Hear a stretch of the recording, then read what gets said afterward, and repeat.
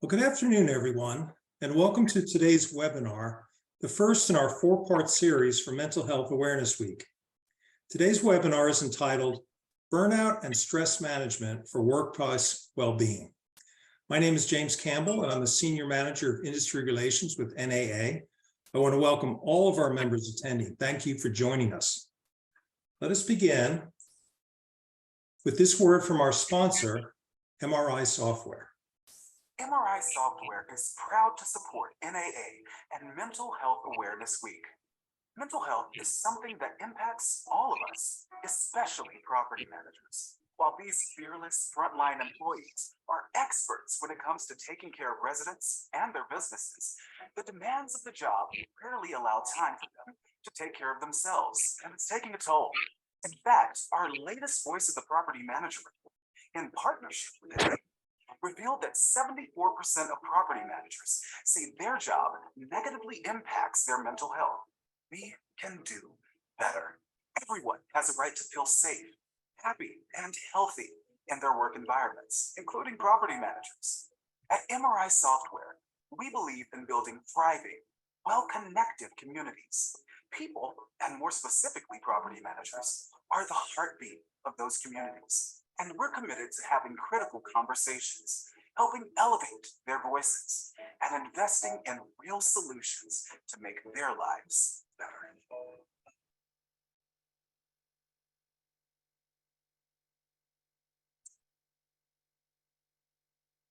Before we get started, I want to go over a few housekeeping points. First, this presentation is being recorded and will be posted to our website and YouTube channel next week. You may then share this presentation with those colleagues and friends who are unable to attend at present. Second, we have allotted time at the end of today's presentation for live questions and answers, but you may type your questions into the chat box on your screen at any time during our presentation. With that, let me turn things over to our host, Andrea Upwood. Andrea. Thank you, James, and welcome to our audience. Hi, everyone. I'm Andrea Upwood, Vice President of Residential Assets and Well AP at Captivate. And from serving on NAA's Mental Health Subcommittee, it is my great pleasure to introduce our presenter. Donna Dewan is a corporate consultant, national trainer at the National Council for Mental Wellbeing. She has 30 years of experience consulting and leading companies like American Express, AT&T, Procter & Gamble, and Google. Donna has created the Mental Health First Aid at Work curricula and collaborated with Aetna for implementation in the workplace. She has also worked with the U.S. military, counseling soldiers departing and returning from the Balkans, Afghanistan, and Iraq. Donna, let me turn things over to you. Great. Thank you, Andrea. And thank you, everybody, for taking time out of your busy day to be here. So again, our topic is how is it that we manage stress and burnout for the improvement of workplace well-being at a time when it probably feels like the workplace is under siege. We've gone through a difficult time with the pandemic. We're coming sort of around to the other side, and yet the data isn't really clearly showing that there's a high level of improvement in our mental well-being. The good news about the pandemic and what everybody went through is it's really opened up the dialogue and made it far more acceptable to talk about how it is that we think and feel and how it is that we experience stress or burnout or other types of concerns, anxiety, depression, whatever it may be. Now it feels a little bit more acceptable. Can I have the next slide, please? So the National Council for Mental Wellbeing, I'll just give them a little brief commercial here, is an organization in Washington, D.C. And what they do is they drive social policy and change on behalf of the lives of people with the lived experience of mental illness and substance use, as well as for those who provide services. They also are the exclusive provider of mental health first aid. And if this is something that's of interest to you, if you go on mental health first aid in the internet, what you can do is find local classes, many of which are free, that can help you further expand and extend your skills to serve people who may be experiencing some level of mental health concern or stress. Next slide.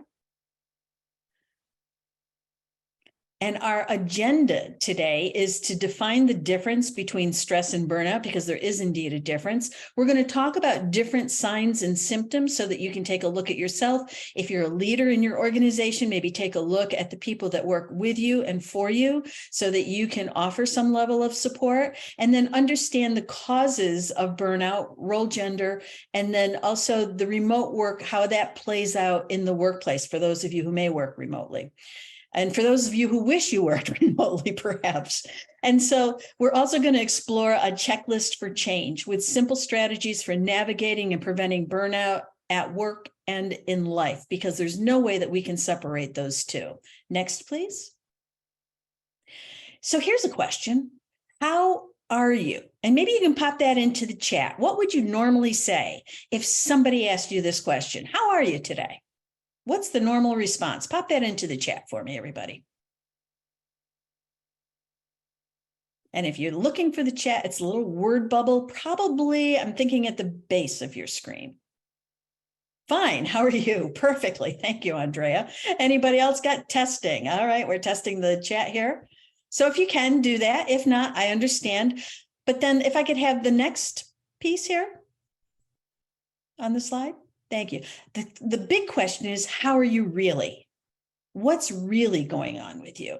And so I want you to maybe make a dichotomy between those two things. That oftentimes what we say is fine, good, everything's good, living the dream, whatever it might be.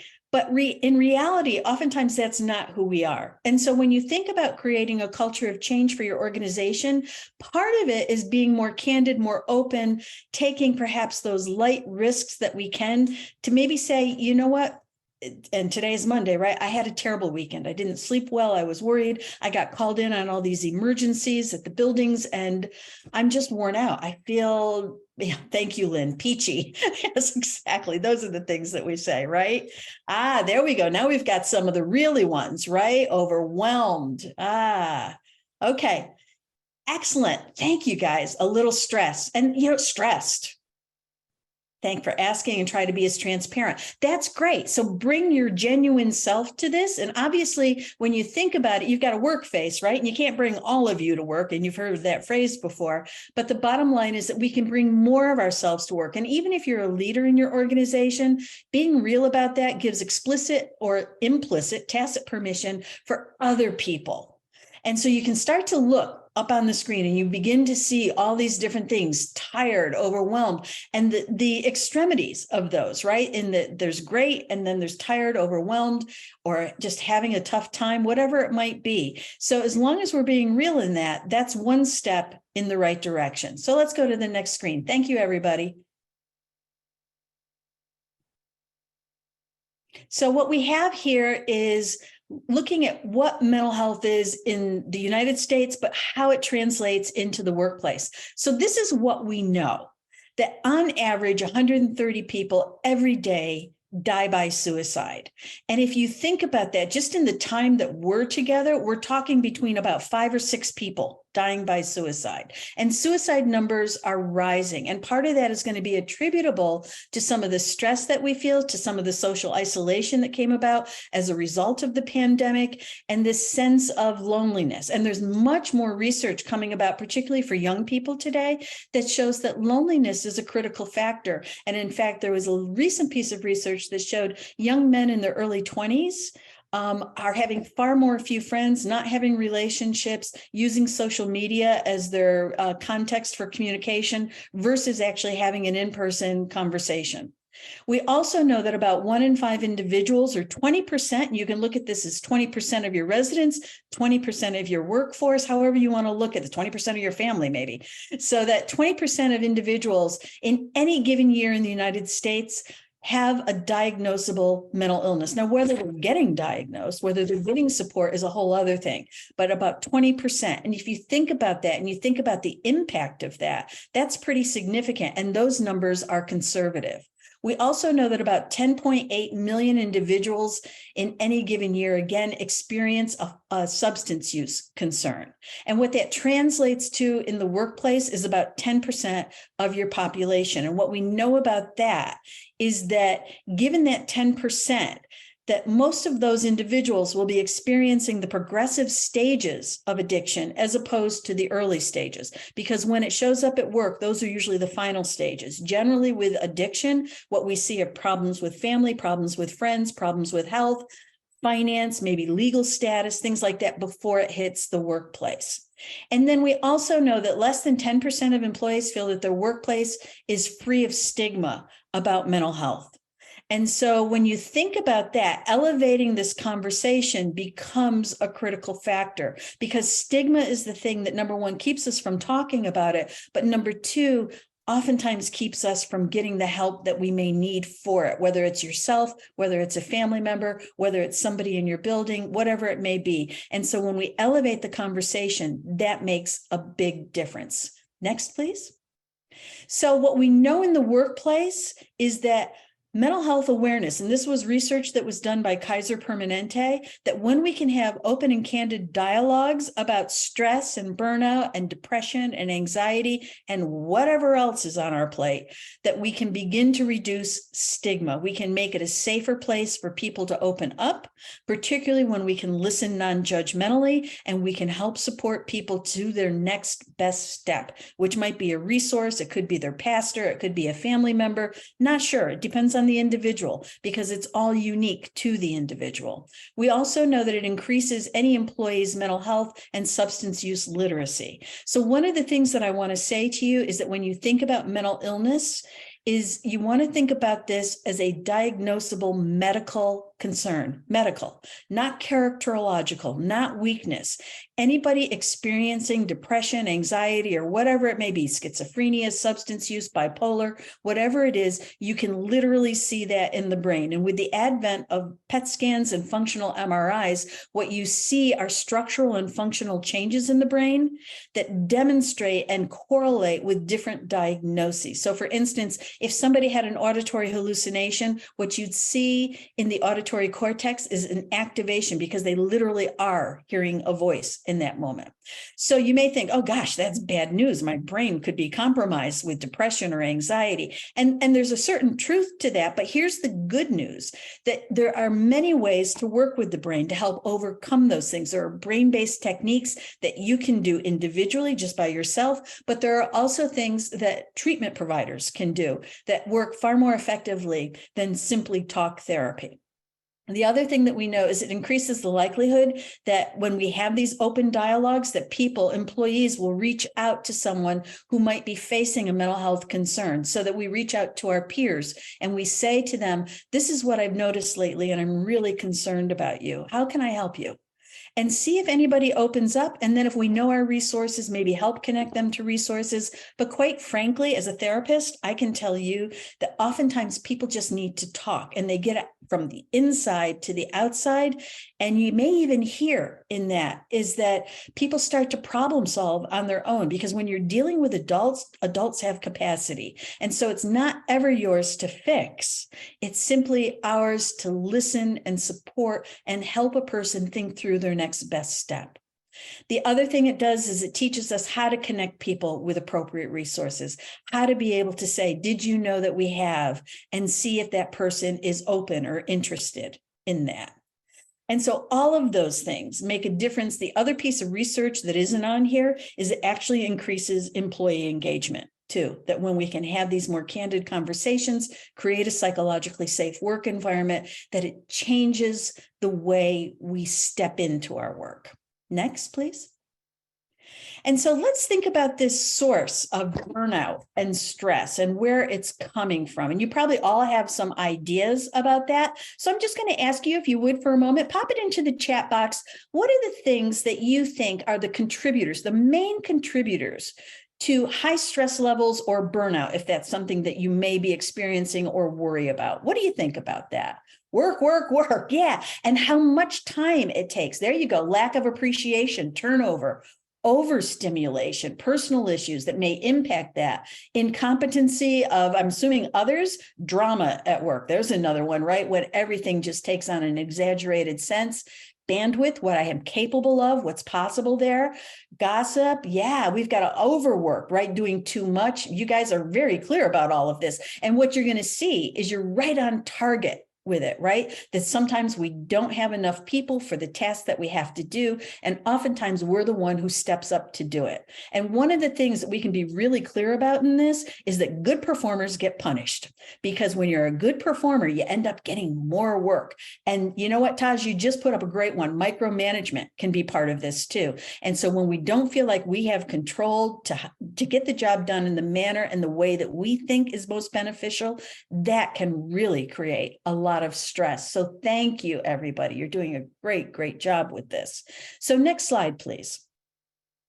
So let's just take a look at the stats and then we'll go back into the whys again. So when we look at the data here, what we've got is about an 86% decline in well-being that was done by Harvard Business Review in 21, that most people felt like there was a decline in their well-being. You know, part of that, because it was 2021, is the pandemic. Part of it is political divisiveness, social justice issues, economic concerns, all the things that came about. But the bottom line is that we are in a very fast-paced world, living a life that we've never had the, I don't know if I'd call it an opportunity, but dealing with all the things that we're dealing with is so foreign to the generations that are alive now. And so 62% were struggling to meet their workload and balance work responsibilities. And that really came across when you look at all of the chat that you put in there in terms of being overwhelmed and having too much and not enough staff. And so you end up taking it on. About 91% felt like they had unmanageable stress or frustration that impacted their work quality. And when you care about your work, it's incredibly hard to do something in, quote, a mediocre light in order to get it done when what you care about is higher quality and the depth of that work. We also had about 61 or 53% remote and on-site workers finding it more difficult to unplug. And I'm going to probably think that you guys have a really tough time to unplug because many of you are on call. Many of you get called after hours. And so it never feels like there's good downtime for you. And that's a really rough space to be in. I used to work an on-call job counseling. And just to know that you could get a call at any point in the middle of the night, it sort of leaves you almost always a little bit alert, right? And so you never get real rested in this. So the other thing that we know from Deloitte is that about 70% feel their employers are not doing enough to prevent burnout. 25% of people did not use their vacation time. And oftentimes people feel like they get punished when they use it, right? That they come back and they're overwhelmed by the sheer volume of emails. And many times if people do take time, they're still working. So I would ask yourselves a question, if you would, which is, how is it that I take time and I actually shut it off? Can I shut it off? Who can I delegate to? Who can I get to help with this stuff? And it looks like some companies are actually doing a really good job of getting teams to use their time. So that's an important piece of this because we all need a break in this. 37% of employed respondents said that they're currently working longer hours than usual since the pandemic started. And I'm thinking that in the world of property management, that has to be incredibly true as well, with rents escalating, maybe some incomes decreasing, that you're having people who are really struggling making ends meet on top of everything else that you've got to do in terms of creating the qualitative life that you're trying to do for the residents that you have. And that many people feel like they don't get enough recognition or support from their leadership team. And for those of you who are leaders, if you're not doing that, I know it's hard to do, particularly if you feel stretched, but think about where your values lie in this. And we have to provide people the emotional salary of life with letting them know that there's a job well done, that we see them, that we hear them. And if you are a leader, think about who's on the fringe of your organization and how it is that you bring them in. Because what Google found in their high productivity team work studies is that the biggest factor of a high productivity work team, and they were totally stunned by this because they consider themselves a bunch of nerds, was inclusion.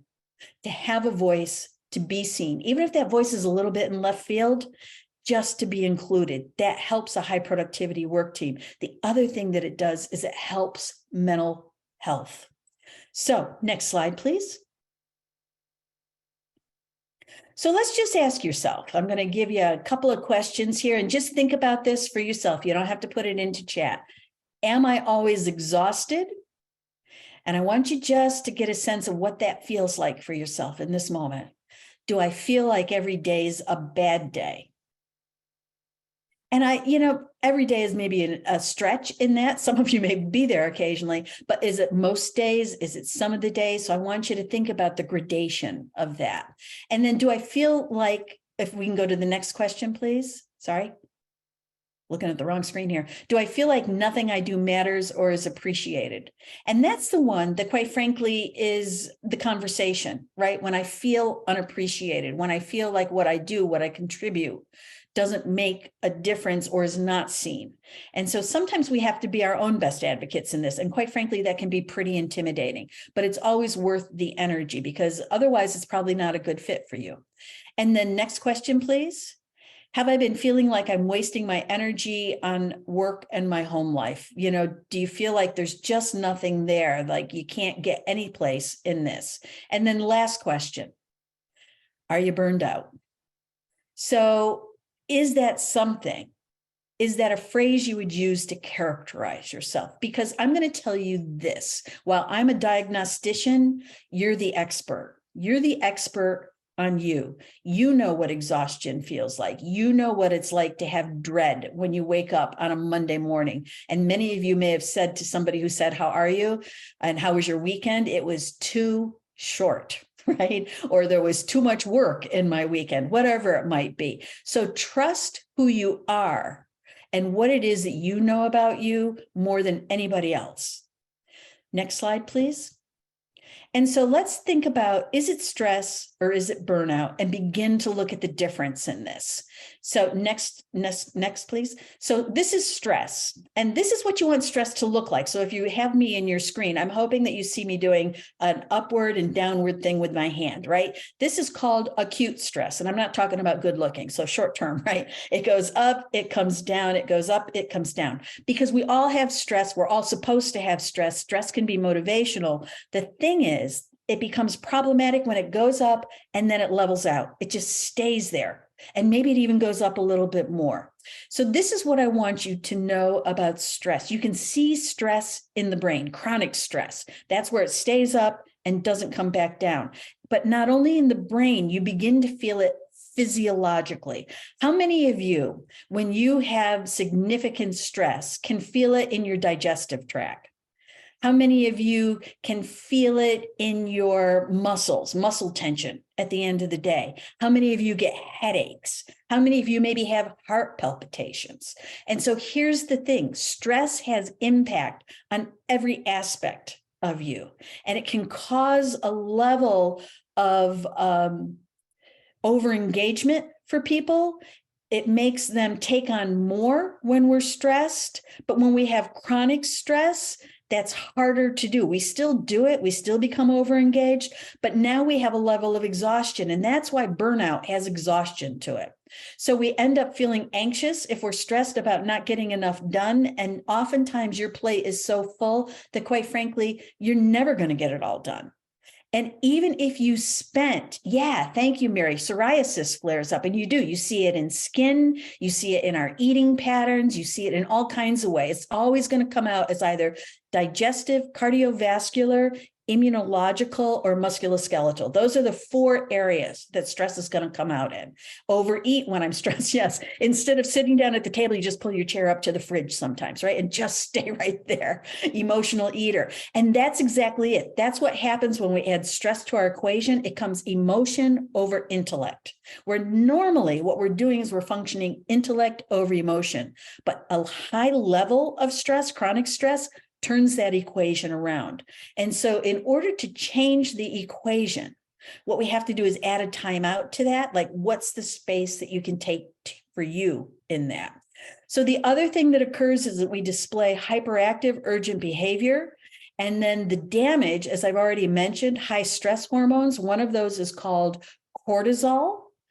Cortisol is actually an anti-inflammatory in the system, but when it releases too much, too often, it becomes an inflammatory. And that's why people have musculoskeletal pain. The other thing is adrenaline or epinephrine can get released as well. And you end up having your body make a level of adaptation to all this. So if your heart rate goes up, your respiration goes up, your blood pressure goes up, all of those things do that. And if you keep your stress level there for a long period of time, those things stay there as well. And so you also find decreased sex drive because people just don't have the energy. Plus it actually influences your hormones, your estrogen, testosterone, and progesterone. People experience insomnia. How many of you have sleep difficulties? Either you can't get to sleep, you wake up in the middle of the night, or maybe you sleep as much as you could possibly sleep, but you're the memes are coming up. Absolutely. Biggest struggles. Absolutely. Andrea. I saw a hand up there.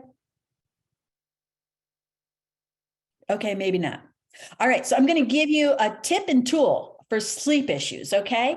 So this is my phone. I think you can all see it, right?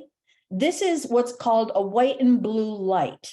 So white and blue light on your phone, because I know you're checking your emails at night, or maybe looking at your laptop, or maybe you're watching TV really late, or have a TV in your bedroom, which is not a great idea, but I can understand that it's there. But if it is, then what we want to do is get rid of the blue and white light. The blue and white light actually decreases melatonin in the brain. Melatonin is the thing that helps contribute to good sleep.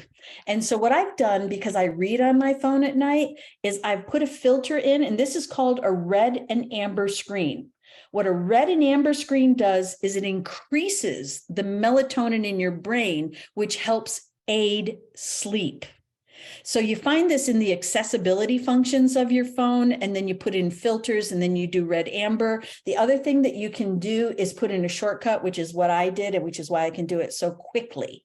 And so there you go. That's one of the things that you can do. You can usually do that on your laptop. You can also, if you have a smart TV, I don't, it's an old TV, but I don't watch much. So I can't do it on that, but look on there, you may be able to do it with that. And so that's the interesting thing. So Angie just put in, TikTok helps me at times with all the laughing I do. And that is very true too. Laughing is sort of like an internal massage. It also helps tone the vagus nerve, which is also related to relaxation and sleep. So when you can have good, solid belly laughter, it makes all the difference in the world.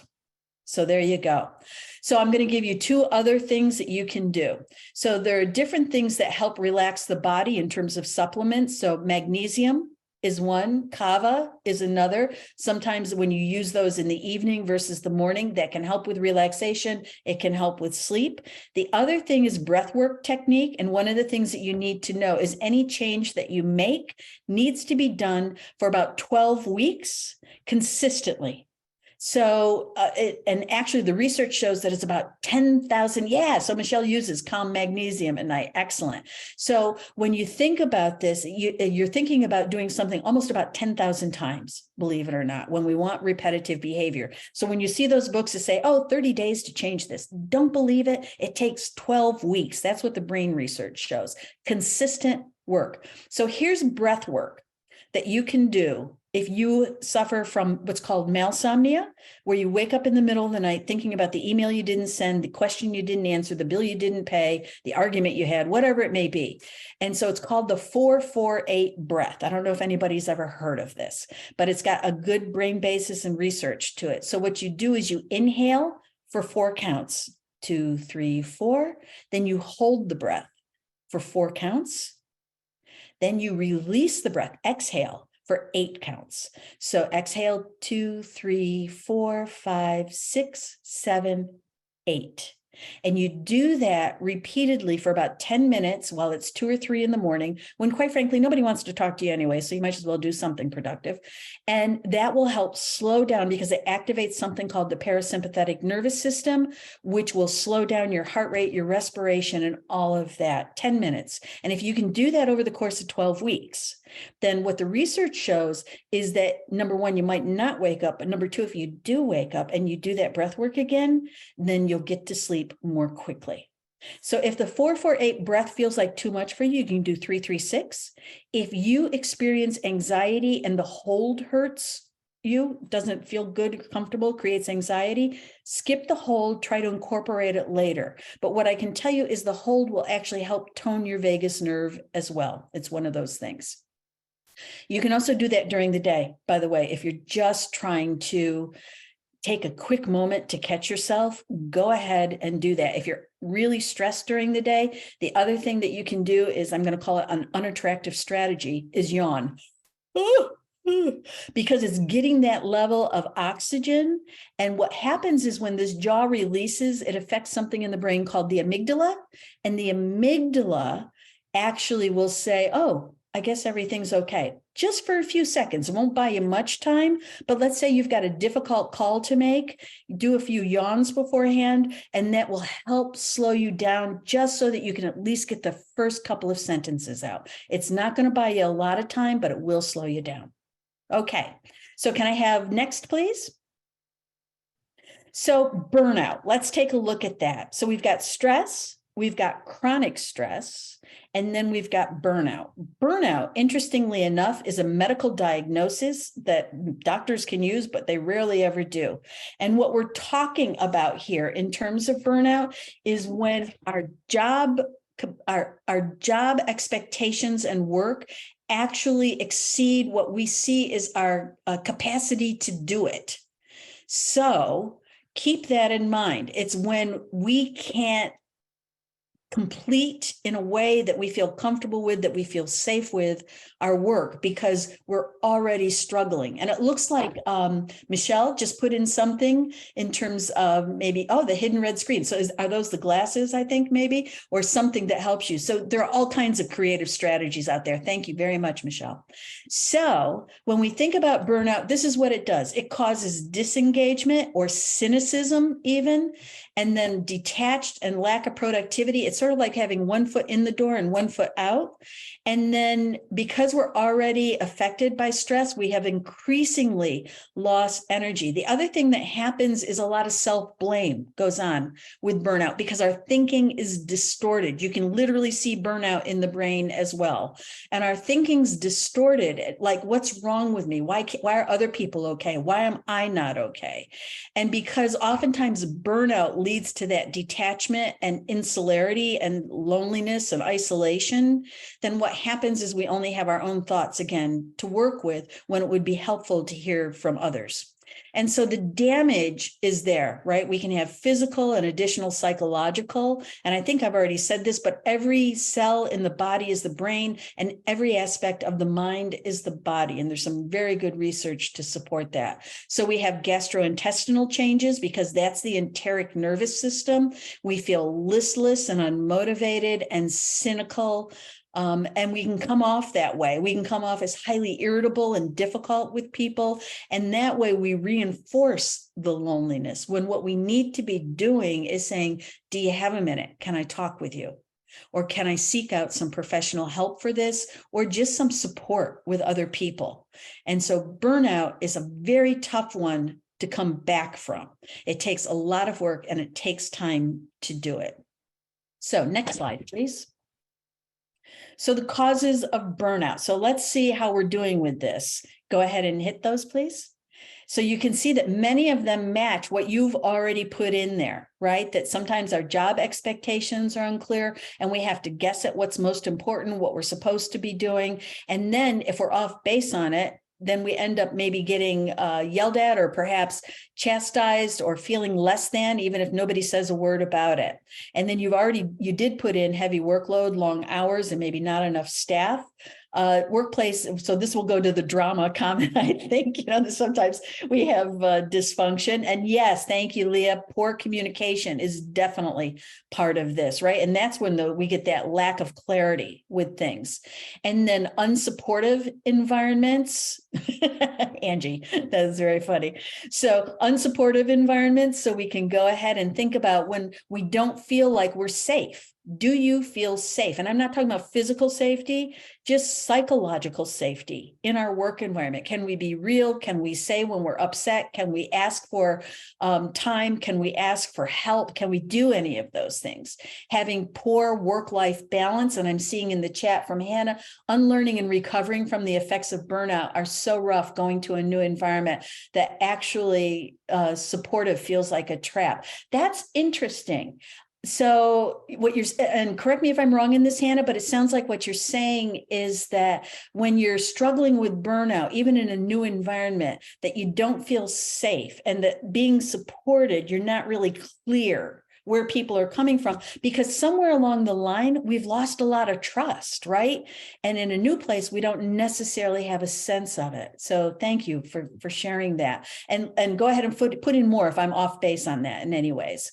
And so never taking a vacation, I think some of you are hopefully doing that for yourselves. And when you take it, really take it. Find a way for somebody to cover what it is that you're doing as best you can.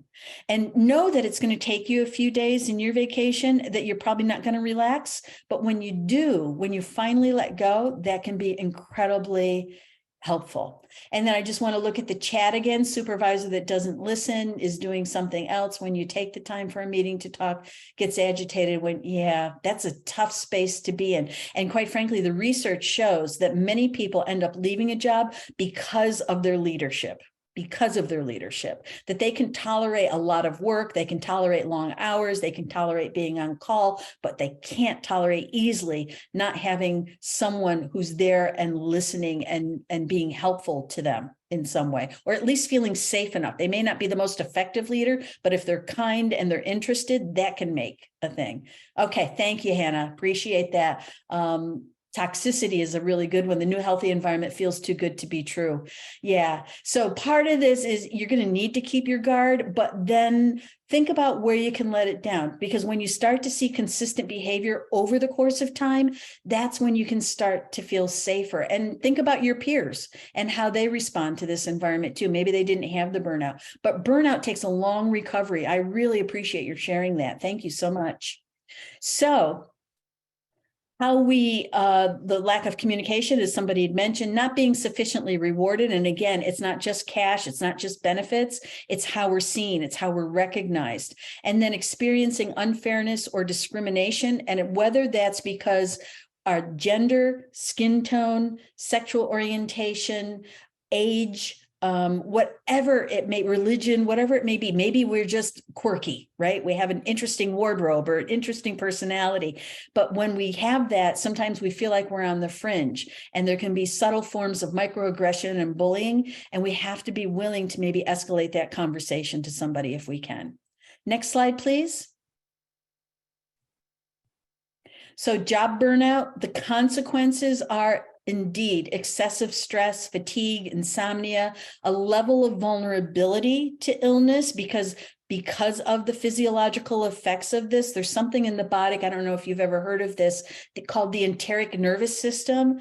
And that's the part of the body that helps you relax. And if you're having trouble with that, it can become problematic. So one of the things that you want to consider is your vagus nerve health. Have you ever heard of the vagus nerve, everybody? Give me a thumbs up or give me something in the chat that tells me either you have or you haven't heard the vagus nerve. Yep. Okay, good. So then you know the role that the vagus nerve plays. And so we've got a little mixture now on this. So here's what it is. It's the 10th cranial nerve. By the way, it's not your Las Vegas nerve. Some of you have those. But vagus, V-A-G-U-S, it's the 10th cranial nerve. It runs from the brainstem all the way down to the colon. And it interacts with your cardiovascular system, your pulmonary system, your digestive system, excretory system, reproductive system, endocrine system. It literally is connected to virtually every major organ in your body. The vagus nerve modulates even how easily you swallow. And so what you want is a toned vagus nerve. For those of you who use a Fitbit or an iPhone watch or something like that to help track your fitness, if you look at heart rate variability, that's going to be the thing that tells you whether or not your vagus nerve is toned and healthy. But here's some other very quick tips, because I know that you guys are time limited. You have a lot of demands and pulls and pushes in different direction. So there are different things that you can do to help tone your vagus nerve that are really simple and clear cut, literally are free and don't take much time at all. So one of them have already been mentioned, going on TikTok and laughing, right? So having good solid belly laughter, particularly to the point of tears. So if you watch those YouTubes or something on TikTok that makes you laugh till you cry, That's a wonderful thing. Consider it a therapeutic intervention and not a waste of time. The other thing is going to be getting a vibrational resonance in your chest. So if you gargle and gargle loudly, loudly enough to annoy every family member that you have, that can help tone the vagus nerve, because it's the vibrational resonance in your chest that helps tone that vagus nerve, which means singing, chanting, humming, any of those things can help tone the vagus nerve on your commute to work, or having music during the day and going ahead and just allowing yourself to sing can help tone the vagus nerve. Cold therapy is another one. And so this would mean, like, if you're in a cooler climate, stepping outside, maybe without your jacket on, standing there for about a minute or 2 minutes and just letting yourself catch a little chill, splashing cool water on your face. That would be another one. And some of you probably already do that naturally, right? Because it's a self-soothing behavior. And then the last one, which is probably a little harder, is taking your shower and taking the last 60 seconds of it. If you can do a little longer, that'd be great. And turn the water on cool or cold. That helps tone the vagus nerve. Meditation can help tone the vagus nerve. And you don't have to think about it in terms of 20 minutes, 2 times a day. If you just do 5 minutes of good breath work, that can help. And then things like massage, doesn't have to be professional, can be your partner, can be a friend. Just doing a little massage for each other can be incredibly helpful. Having healthy gut bacteria, probiotics, prebiotics, whether you take them in a supplement form or whether you think about it nutritionally, like yogurt that has an active culture to it would be a probiotic. A prebiotic is anything that has good solid fiber, right? The complex carbohydrate, the whole grain, the multigrain type of thing. Oatmeal, things like that. And then I've got 2 more for you. One is called Qigong, which is Qi Gong, G-O-N-G, or Tai Chi, 2 Eastern philosophies. Exercise is another one. These are good because of the breath work, and yoga, by the way, can be good because of the breath work. And so you can do these. There's a 9-minute Qigong on YouTube by a guy named Lee Holden, L-E-E Holden. And it's like 9.5 minutes morning and evening. And that's one of the things that can really help you. And, you know, do what you can. See what works for you. So I've given you a whole bunch of really simple, straightforward things. Sound bath. Absolutely. Those are great things to do. So just thinking these things through, what works, what doesn't work, try it, discard it, try it, keep it, begin to incorporate it in your day just a little bit. And in your day, think about your schedule and make sure that you take about 5 or 10 minutes here and there throughout your day just to do something small for you. Don't lose yourself in this. Don't put yourself at the end of your to-do list. There are simple things that you can do that are straightforward and helpful. Okay, so let's take a look at this. You can see type 2 diabetes, high blood pressure, and I've already explained all that. And then the psychological piece, and then the alcohol or substance use. Sometimes we self-medicate. You say, I've had a drink, or I've had a terrible day, I need a drink, right? And some of you may find that as soon as you walk in, it's like, I need a drink. And so just think about it. Think about whether depressants for the stressed are a good idea, or is there something else you can do? And sometimes you just need the drink. The question is when the drink turns into more than the one drink, and starting to take a look at that. Next slide, please. So we've got stress is too much, right? We're out there too much. We put out too much. We take on too much. And then burnout essentially is not enough. We're not putting ourselves out there. We're not taking on things. We're just pulling away. There's not even enough for us in that. So if there's one thing that you remember about that distinction, it's those 2 phrases. Next slide, please. So let's talk about signs and symptoms of burnout and just get a sense. Next slide.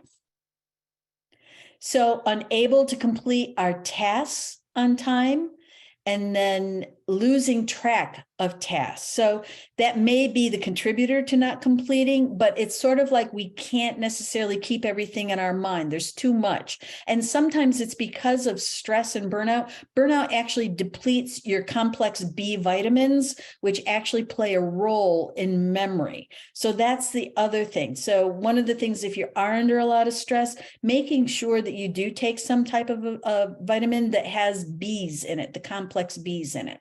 Mood swings, irritable, anger, sadness, all of those things. Not getting proper sleep, we talked about. Malsomnia, insomnia, hypersomnia. drinking more alcohol than normal, or using it as a coping mechanism, a way to numb ourselves. Sometimes we can use TV that way. Sometimes we can use sugar that way. There are all kinds of things. And just keep in mind that there's a bodily response to that called a neurotransmitter named dopamine. Dopamine tends to give us a little sense of pleasure, but the more we tap into the dopamine, sometimes the more the brain makes the affiliation between the negative coping and the dopamine. So just keep that in mind. And then physical symptoms you can see and experience. We already talked about that. The vagus nerve is going to be a critical factor. So the toning of that is going to be important. And then sometimes burnout and depression, they can look a lot alike, but sometimes we need a differential diagnosis on that to try to figure out what it is exactly that we're feeling and what it is that we need to address and how to address it. And usually that's really tough to do on our own. Okay, next slide. So ask yourself these questions to think about this burnout piece. Is there a level of cynicism? Is it a healthy level, or is it an extreme level, right? How critical am I? What part of that is my nature? What part of that is actually as a result of my circumstance that I'm in? Do you drag yourself to work, have trouble getting started? Now, everybody has those days. Everybody has a day where maybe they just don't want to be there. The question is the frequency of this. How often is it happening to you? And what does it look like? And what does it result in? And then, do you become irritable or impatient with coworkers, customers, clients, residents, whomever it may be? Do you find yourself short? Now, there's some people, because probably it's about 20% of your population that's going to take up 80% of your time. And if it's that 20% you find yourself, then it's about stepping back, trying to approach it with some fresh eyes on this, which I know is not easy, or thinking about who else can handle this person, because quite frankly, they break every last nerve in my body and I don't have it in me anymore. So there are ways that you can take a look and see if you don't always have to be the be all to end all in this. And think about this level of hyper independence, if you will, thinking that you have to be the person. You may not, and hopefully don't have to, because you always need somebody who can step in. Concentrating can be a problem, both with stress and burnout. And then food, drugs, alcohol, just to maybe numb, if you will. Television can do the same thing. Television actually can help you relax to some degree and change some of the brain waves. But again, it depends on what you're watching and if it creates stress for you. And the other thing is, am I using that just to sedate myself, so to speak? So you want to really think through, what am I getting out of this? And is it actually taking place of doing something more healthy for myself? The sleep habits we've discussed, and then unexplained headaches, stomach, bowel problems, physical complaints. So one of the things that I'm going to say to you that won't be on the slides is, if indeed these questions are answered more affirmatively and you're concerned about it, and you haven't had a physical recently, get a physical. Because again, if every cell in the mind is the body and vice versa, then you also want to be able to rule out anything that's organically happening in your body and getting some sort of sense of that. It will give you a way to work on things too. Next slide, please. So you want to evaluate your options. And I'm going to step back even one more here. I want you to think about getting this self-awareness. What do I know about me? Yes, blood work will tell a lot, and brain scans tell a lot. So there are all kinds of things that we can, have access to, the same way heart rate variability can help us out here. But step back and think about self-awareness here. What is it that I know about me in this moment that's working, that's not working? Who are my support systems? How is it that I approach my work? What are the aspects of my work that actually are working for me? And what are the things that are working against me? So it's almost like taking this time to go through and consider this work and how it impacts our lives, but then also look at the personal side. And do I give up my personal life? Do I use it well? Do I take care of myself? Or am I the person that everybody comes to, not just at work, but at home too? And how invested am I in that? So some of us seem like we're perfect, right? That we've got our act together. We do everything. People come to us because we seem that way. But what sometimes that can do, that hyper independence, it can bite you because you don't get help for yourself. and you always think you're supposed to be at this pinnacle. And that's an impossibility because imperfect is as good as it gets. So take a look at what your options are in this. Who do I have in my corner? Who can I talk to? Who can I talk to that doesn't judge me, that just hears me, that cares about me, and I know has a good interest in me, my best interest? And then seeking support, no matter who that may be. Sometimes it's our animals, right? Because they're so non-judgmental, they listen well. We also have ways of connecting with them. It releases oxytocin in both of us. And so we feel supported and loved. Self-care, relaxation. So some of the things I talked with you about, the vagus nerve can be helpful. Taking care of your body because you know that that has high impact on your psychology. And so thinking about how best to do that and do it imperfectly. It's not like you have to join a gym and get a massage and pay all this money. It's really about movement. It's really about making sure you get outside. The other factor for sleep now, had the most recent research is showing, being outside is critical, and getting some sunlight is critical, like 20 minutes a day. If you can pull that off, then that is helpful to your being. And then working on getting more consistent sleep, not just the hours, but think about the qualitative nature of it, because where most people cut back is in, when they try to manage stress, what they do is they cut back their sleep. That's not the space to cut back. So think about your sleep, quote, hygiene. Start to read about it, start to consider it. You can also use your Apple Watch. That will tell you a little bit about your sleep. For those of you who maybe have apnea or things like that, getting a sleep study, doing the things that you need to do, because sleep is going to be one of the most important factors in keeping good brain health. And then practice mindfulness, meditation. It can be walking, it can be sitting, it can be 5 minutes, it can be 20 minutes. In fact, some companies, when I worked with Amex, they did these 3-minute meditations for their customer service people that were incredibly helpful. And so giving yourself some grace and space, some forgiveness, some ways of being in this world that are suitable to just you, even if other people don't agree with them. You need to do some things for you. Next slide, please. So the contributing factors, there are so many days, right? And so it's going to depend on the day in some ways to think through what is the contributor. So let's go ahead to the next slide and take a look at property management and stigma. So many times we don't understand mental health conditions and avoid talking about them. I think I've already built, I'm hoping, a case for why we need to talk about them. 57% of employees don't share due to feelings of shame or fear. That's self-stigma, and that's hard to overcome. So as a leader, if you're a leader, opening up about this gives other people permission to open up too.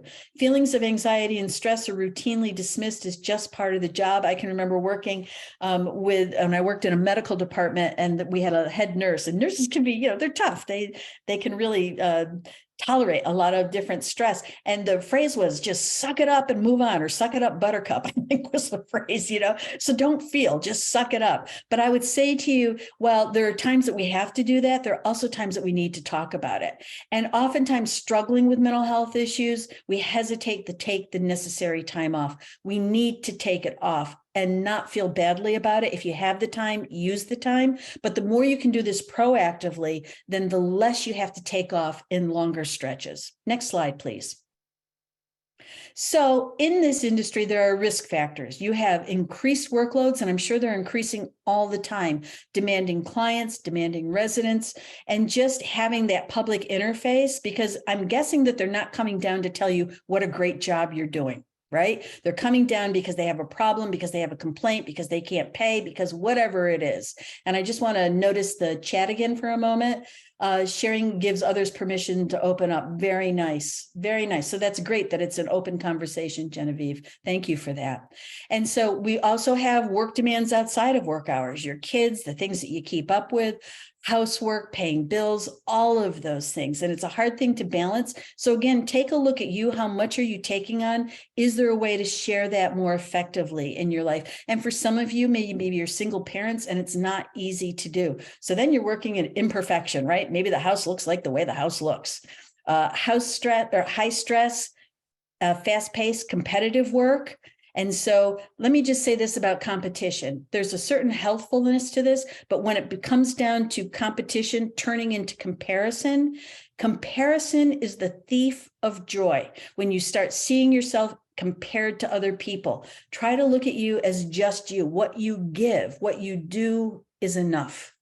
Difficult relationships, rising number of cases of stress and violence, and being on the front line of this. It's sort of like being the 911, if you will, and not being really terribly equipped for it. So if you can take a mental health first aid class, get certified in it, sometimes that can be incredibly helpful because it will help you know what to do in situations. Or really just call the 911 and have the professionals handle it as best you can, and ask if they've been trained either in CIT or in mental health first aid. And then the mental health status of the people that work with you. When I've worked with other property management companies, they've talked about being caught in situations where people were having auditory hallucinations and all kinds of things that really scared the bejeebers out of them. But know this, most people who suffer from a mental illness that's pretty severe are more likely to be the victims of something than the perpetrators, but never place yourself in harm's way. Always get the help that you need. Next slide, please.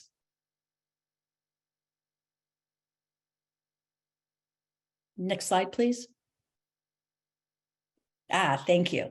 And then keep in mind diversity factors, because many of you have many things going on outside of work. And whether you're a caregiver or a parent, that has high impact. And you always feel this push-pull. And if you're part of the LGBTQI community plus, then know that oftentimes that you have to think through what your supports are even differently, because sometimes the risk factors, like for substance, for suicide, things like that, can be higher. And during the pandemic, we saw that the suicide rates went down.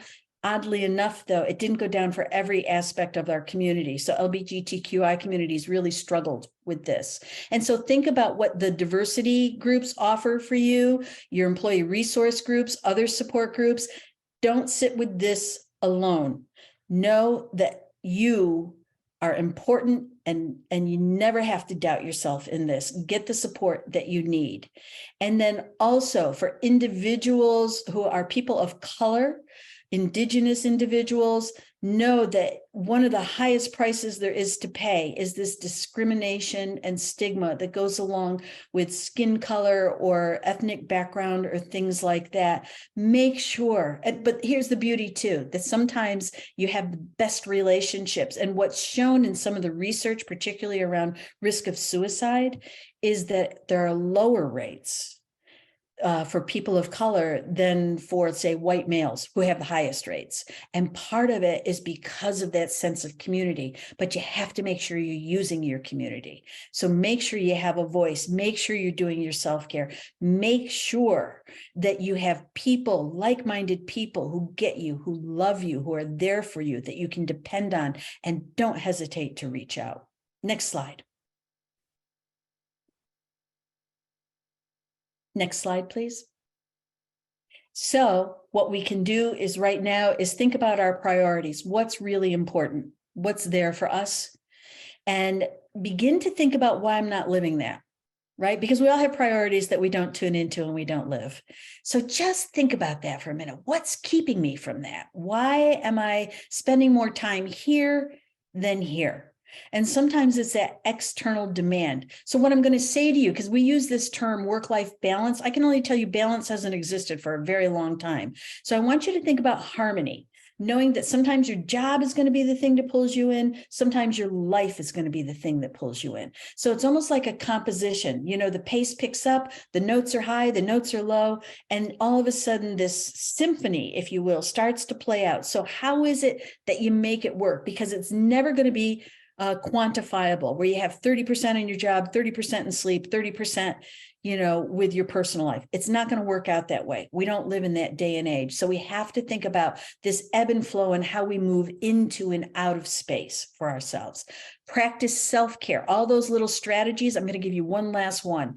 And the strategy is this: gratitude. Make sure that every day you are grateful for something. And don't just say, I'm grateful for my family, or I'm grateful to have a job, or I'm grateful for a beautiful sunny day. Say, I'm grateful for my family because. You need to put in the rationale. Do this again, 12 weeks, write it down, put it in their gratitude jars. You can use an app. I use something I think called the gratitude journal. And so you can keep track of it. And so you can go ahead and do that 12 weeks every day. And this is what the research says. It says that it lowers your respiration, lowers your blood pressure, it boosts your immune health, it reduces inflammation. And then UC Davis found that it increases happiness and optimism, and it also improves sleep. Who knew, right? So you've got all these little things, but every day, write a gratitude. It literally takes 60 seconds. Just do it. Thank you, Angie. You're very kind. All right. And so change the scenery, switch up. When I worked in Manhattan, I used to take the ferry over from Hoboken because I felt like I was in Sydney, Australia. It felt like I was on vacation for just that 16 minutes that took. Create boundaries. Set some boundaries, set some limits that you feel you can try, test them, work with them, and then try to maintain them as best you can. Think about healthy habits, introduce them slowly. You don't need to take them on. Maybe just work at sleep at first. That's it. Maybe move the telly out of the bedroom. Maybe do some things that can help you with this. Think about what you eat in the evening. Using more complex carbohydrates in the evening versus protein can be helpful. Just because it takes a long time to digest protein, and having a smaller meal in the evening versus lunchtime, having a larger lunch. And then think about professional help, and don't think it's a weakness. It's not easy. And I just want to tell you that what I know as a therapist is it's a great privilege for somebody like me to have someone who's a complete stranger be willing to be vulnerable and open up to me. And I also want you to know this, be selective with who you work with. Because just because I'm licensed doesn't make me good at what I do. Trust you. Trust you always. Next slide, please. So keep in mind that you want to have a conscious management style and that you're going to try to create a culture. Reduce your stress as best you can. Try to work your workloads. Try to figure out your priorities in this. And this says work-life balance, harmony. Again, harmony. And then increase actions and social interaction so that people are talking with each other. Encourage people to talk with each other. We don't want it to go down into the negatives, but sometimes, quite frankly, have a meeting where it goes there and then bring it back up again, because sometimes people can't move forward without voicing what it is that they're experiencing. And try to be open without judgment as best you can. Meet people where they're at. Don't judge. Even if you have the judgments, just be aware of them and put them in the backfield. And then try to flex as much as you can. The boundaries book is a great one. Thank you, Gwen. That's a great idea. I'm going to write that one down myself. Next slide, please. And I think I'm almost done here. So pay attention to your life, examine it. Don't isolate, find your buddies. Get a buddy, get a goal buddy. Take breaks, protect your sleep. Ask for help when you want to ask for help and when you feel like you need help, and it doesn't have to be a professional. Think about who's there for you. Disconnect from technology, get out there. Also know that one of the other things that the research shows is being in nature makes a difference to your physical and psychological well-being. Trees in particular, oddly enough. Don't be a hero. You don't have to step in and save the day. You don't have to be the Caped Crusader, and embrace hope for change, small incremental change. Next slide, please. So again, I'm asking you, how are you? And I appreciate how you are, no matter how you are. And next, really. So be real in this, trust yourself, and then just give yourself some time, some space, just to be able to attend to you, and never feel guilty about that. Because without attending to you, there's no way you can be really good with another person. So thank you so much, everybody. I'm going to turn it over now. Thank you, Donna. Those are excellent insights. And since we are running long on time, I know that if there are any questions, you can certainly send them in and we will do the best we can to answer them after the webinar. James, would you like to wrap things up? You bet, Andrea, and absolutely thank you to both of our presenters, but Donna especially, for an outstanding webinar. In terms of National Apartment Association, NAA, we've got a whole series of additional mental health resources that you can take advantage of. We have a whole portal, for example, on our website But perhaps the most important set of initial resources are the remaining webinars in our series. Tomorrow we'll be having property managers speak out directly in terms of prioritizing your own mental health. And then on Wednesday, Donna's going to come back and join us once more to talk about substance use issues in our industry. And then finally, Donna's supervisor, Tremaine El-Amin, who was with us last year at Apartmentalize, is going to present on mental health, self-care, and equity. So please, if you haven't already done so, register today. URL is at the bottom of your screen. And on Friday, we're going to ask everyone to invest in an hour themselves. In fact, Donna has given you so many great examples of mental health self-care. Friday would be the great way to do so at your work in concert with your supervisors and executives. We would encourage you all to share what it is that you're doing at the hashtag below. And in addition, there's a international multi-industry mental health day of action that the National Council had a hand in helping to create several years ago. And on the website and the URL there is a toolkit that you can use to for your company and its colleagues and executives to implement the Mental Health Action Day within your own organization. Another resource we're very pleased to present is our partner organization, Grace Hill, has developed a mental health policy for organizations, and that is posted on our website, and this can be customized for the individual resources and needs that your own organization has. So by all means, come to our website, search for this, and review it for your own particular situation. Of course, a very important series of resources that we have is all of the past webinars on these various topics relating to mental health are now posted both on our website and on our YouTube channel. And that includes the 4 webinars from last year's Mental Health Awareness Week, including 3 that Donna's colleagues at the National Council presented on our behalf. So great information, great resource there. We are very, very proud. I mean, at the beginning of Donna's presentation, she presented a whole lot of very foundational and important statistics gathered from research all throughout the different corporate space. Well, we've got our own mental and emotional health survey, which focuses on the rental housing industry. This year's survey is wrapping up. We're going to present the results for Apartmentalize once again. And Tremaine El-Amin, who's presenting on Thursday, will be co-presenting these results at her Apartmentalize session. And we'll have a white paper posted to NAA's website. URL is right there. Definitely want to read this and gather some of that same foundational information that will help inform your situation and your company's situation going forward.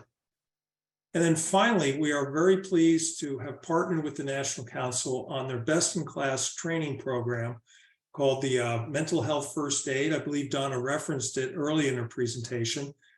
Well, we are very proud to announce that we have 12 NAA members who are now certified as mental health instructors. We have their information and ways to reach them posted on our website. The URL is right there.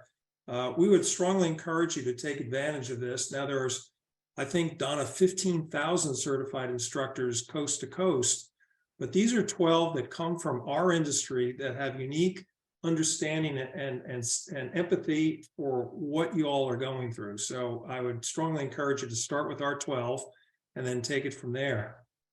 So again, I want to thank Donna and Andrea for a wonderful webinar. I want to thank everyone who typed in all those great questions. We'll do our best. I see there are 67 of them currently sitting in the chat, so we'll be quite busy on all of that. And again, I encourage everyone, I'm going to need actually Donna to review this, to watch the recording. There was so much great information in it.